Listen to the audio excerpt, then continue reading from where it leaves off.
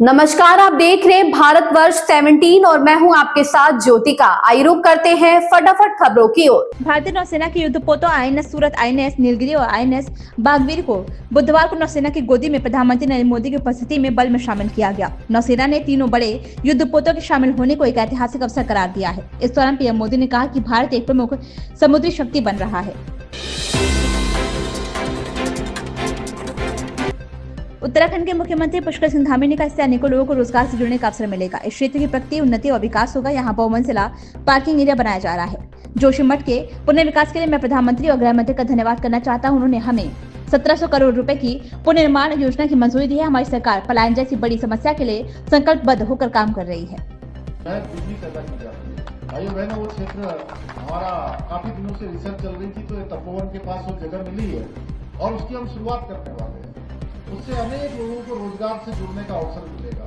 इस क्षेत्र की प्रगति होगी, उन्नति होगी, विकास होगा।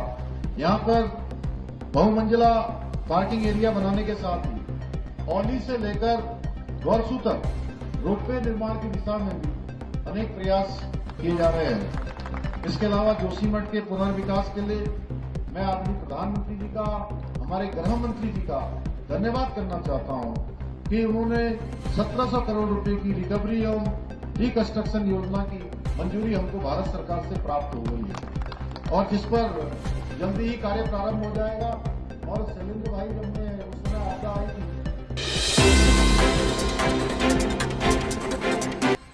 लोकसभा में नेता प्रतिपक्ष राहुल गांधी ने महाराष्ट्र और हरियाणा समेत हालिया विधानसभा चुनाव का हवाला देकर बुधवार को चुनावी प्रक्रिया पर सवाल उठाए। उन्होंने प्रक्रिया में पारदर्शिता को लेकर सवाल खड़े किया और दावा किया कि देश की चुनाव प्रणाली में गंभीर समस्याएं हैं। कांग्रेस के पूर्व अध्यक्ष ने पार्टी के नए मुख्यालय के उद्घाटन के बाद दावा किया कि आयोग महाराष्ट्र और हरियाणा विधानसभा चुनाव में मतदान करने वालों के नाम और पते के साथ मतदाता सूची उपलब्ध कराने से इंकार कर रहा है, जबकि पारदर्शी होना उसका कर्तव्य है।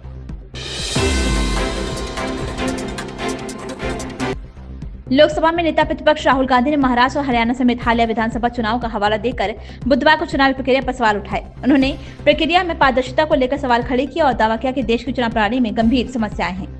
कांग्रेस के पूर्व अध्यक्ष ने पार्टी के नए मुख्यालय के उद्घाटन के बाद दावा किया कि आयोग महाराष्ट्र और हरियाणा विधानसभा चुनाव में मतदान करने वालों के नाम और पते के साथ मतदाता सूची उपलब्ध कराने से इंकार कर रहा है, जबकि पारदर्शी होना उसका कर्तव्य है।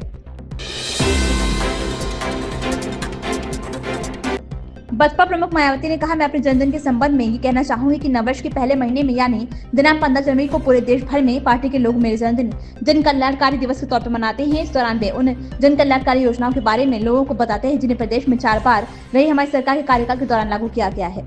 उन योजनाओं की देश में दूसरी पार्टियों की राज्य सरकारें भी काफी नकल कर रही हैं, लेकिन उन लोगों के प्रति उनकी नीति व नियत साफ नहीं होने के कारण सरकारें उन्हें कोई विशेष लाभ नहीं दे पा रही है। इस कामना के साथ ही अब मैं अपने जन्मदिन के संबंध में ये कहना चाहूँगी कि नव वर्ष के पहले महीने में ही अर्थात आज के ये दिन दिनांक 15 जनवरी को पूरे देश भर में पार्टी के लोग मेरा जन्मदिन, विशेषकर इसे जन कल्याणकारी दिवस पीपल्स वेलफेयर डे के रूप में मनाते हैं और इस दौरान उन जन कल्याणकारी योजनाओं के बारे में अपने लोगों को बताते हैं जिन्हें यहाँ यूपी में 4 बार मेरे नेतृत्व में रही बीएसपी की सरकार ने शुरू व लागू भी किया गया, जिनसे फिर यूपी के खासकर गरीबों, दलितों, आदिवासियों, पिछड़े वर्गों, मुस्लिम व अन्य अकलियतों की स्थिति में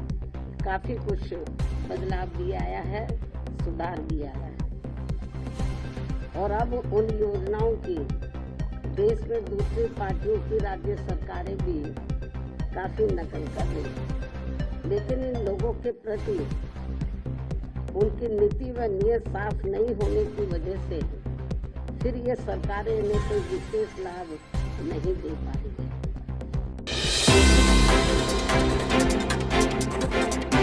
देश विदेश से काफी बड़ी संख्या में श्रद्धालु फ्लाइट, बस, अपने वाहन और ट्रेनों आदि द्वारा यहाँ पहुंच रहे। ऐसे में अगर आप भी महाकुंभ में जाने का प्लान ट्रेन से कर रहे हैं तो आपके लिए जानना जरूरी हो जाता है कि भारतीय रेलवे ने इसके लिए विशेष तैयारी की है और प्रयागराज के लिए 13,000 ट्रेनें चलाई गई हैं। ऐसे में आप यहाँ जा सकते हैं कि कौन सी ट्रेनें कब कहाँ से जाएंगी, यानी पूरे समय सारणी आप यहाँ जा सकते हैं।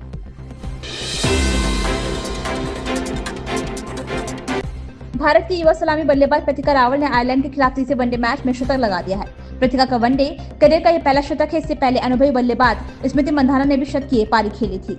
प्रतिका के दमदार शतक से भारत का स्कोर 300 के पार पहुंच गया। भारत का स्कोर फिलहाल एक विकेट पर 310 रन है और रावल के साथ ऋचा घोष क्रीज पर मौजूद हैं।